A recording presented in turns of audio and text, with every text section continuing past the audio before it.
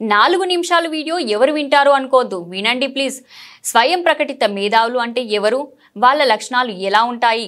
1, కొంతమంది వాళ్ళను వాళ్ళే నేనే గొప్ప అని చెప్పుకుంటారు.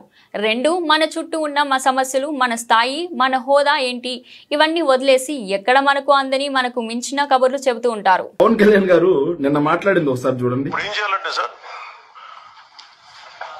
అప్పుడు జర్మనీకి వెళ్ళిపోవాలండి.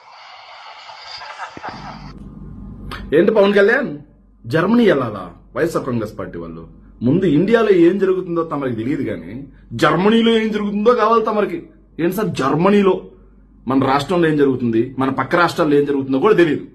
పిడిటి ఆచార్య గారు ఇచ్చిన వైర్ కథనం అనేది మనం చదవం. అదేవిధంగా 1977లో పార్లమెంట్ లో తీసుకొచ్చిన యాక్ట్ మనం చదవం.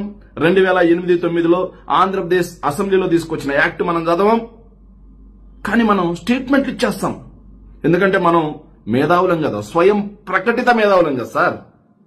అసలు మన దేశంలో ఏం జరుగుతుందో తెలుసా? మీరు ప్రతినిత్యం అనునిత్యం భుజాన మోస్తున్న బీజేపీ ఉంది చూసారా సార్? ఆ బీజేపీ పార్టీ 3 సీట్లు వచ్చినా సరే ఢిల్లీలో ప్రతిపక్ష హోదా ఇచ్చారు. ఆయన పేరు కూడా ఏం పేరంటే విజయేంద్ర గుప్తా. ఆయనకు ప్రతిపక్ష నాయకుడిగా ఇచ్చారు సార్. 10% లేదండి మాకు, మరి మాకు ఎందుకు ఇస్తారు అని చెప్పి ఆ రోజు బీజేపీ అడగలా. ఎందుకంటే ఆప్కి ఆ రోజు ప్రతిపక్షం గొంతుండాలి అని ఆప్ కోరుకుంది కాబట్టి. అదేవిధంగా 1989 తమిళనాడులో 10% రాకపోయినా జయలలితకి ఇచ్చారు అసెంబ్లీ ఏదైతే ప్రతిపక్ష హోదా, ప్రతిపక్ష నాయకురాలిగా ఇచ్చారు. ఎందుకు ఇచ్చారు?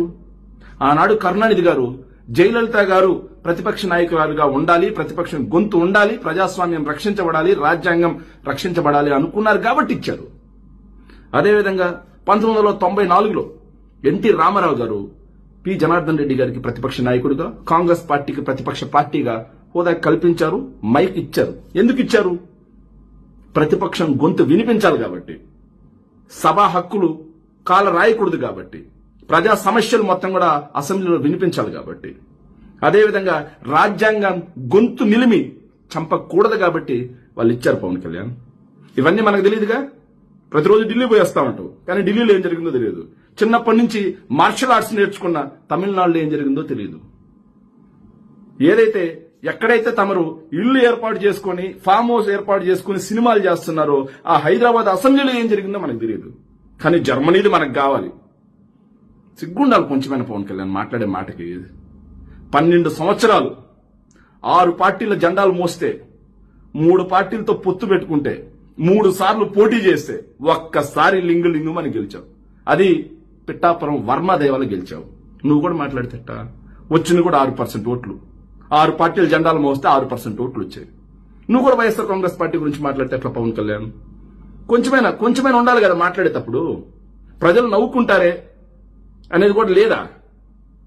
జర్మనీ దాకెళ్ళావు. రాష్ట్రంలో ప్రజా సమస్యలు ఏంటో తెలుసా? ఇసుక దొరక్క ఇసుక మాఫియా చేసి వాళ్ళు ఎంత ఇబ్బంది పడుతున్నారో చూసుకో. మద్యం సిండికేట్ వల్ల గ్రామాల్లో చిచ్చులు ఎలా రేగుతున్నాయో చూసుకో. ఏదైతే ఫీజు రియంబర్స్మెంట్ అందక విద్యార్థులు ఆత్మహత్యలు చేసుకున్నారో చూసుకో.